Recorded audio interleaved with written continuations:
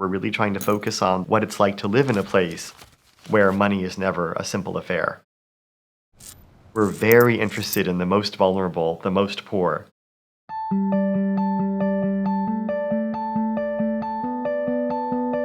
IMTFI is a research institute that lives at the University of California at Irvine. It's funded by the Bill and Melinda Gates Foundation, and it supports original research on everyday financial behavior among the world's poor.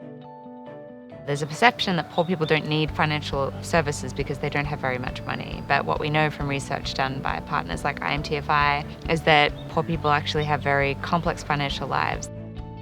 And so the services have to actually match those, not in being complex, but in having different levels and different products. Our hypothesis is that moving people away from physical tokens of money into digital ones will have positive spillover effects for the rest of their lives.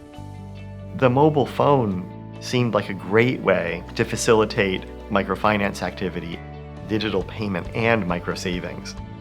It's a way that we can reach people who previously didn't have access to formal financial services.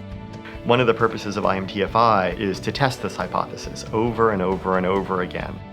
We issue an annual call for proposals where we solicit proposals from developing countries. We really wanted to support researchers from the Global South who were already embedded in these countries, who cared about their communities. In general, there's not many venues in the United States that promote researchers that are based in the Global South. Right now, we're in 41 countries. I'm coming from Uganda, Cote d'Ivoire, Colombia, Australia, Mexico, Ecuador, India, Philippines. We think it's really important to have that global footprint. Because people approach money and finance very differently. So that's why it's all the more important to see how these financial services are being provided, how they are being used in different parts of the world.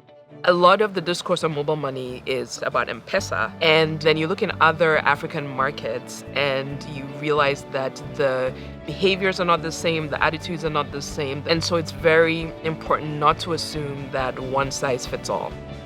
Es muy importante que tanto de ambos lados se aprendan cosas y las investigaciones que vengan de cualquier parte serán como muy valederas. We really wanted to put a heavy emphasis on qualitative research. Qualitative work is less about the numbers and more about getting into people's worlds, what it's like to be in their shoes. Before the IMTFI study, I had more sympathy for the poor, but after this experience, I don't have sympathy. I'm more empathetic towards them. You know, who are we to tell them what is right, what is wrong? When you know more about why people do the things that they do, you can design products that better serve their needs. So that then we can inform policy and industry in a much more nuanced way. Instead of giving someone a grant to do research and then sitting around and waiting for the final report, we decided that we would call our researchers to come to the University of California at Irvine midway through their project. So that they can present on their progress and meet with one another and get some feedback on where they are in their work.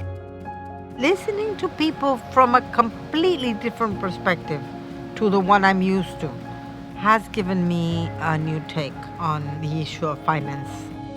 Conversations that are engendered really help you to see your research in new lights and from different points of view. That process of having input, not just at the end, but as the paper is being developed and the research that's being done is really valuable. I think it improves the quality of the research that is done here. There's a need on evidence-based policy formulation. And I think that's the highlight of events like what we are doing here in IMTFI. What I've seen is after this conference, a lot of people go back and continue these conversations. It's nice to know that we belong to this network of people all over the world who are really interested in the same thing.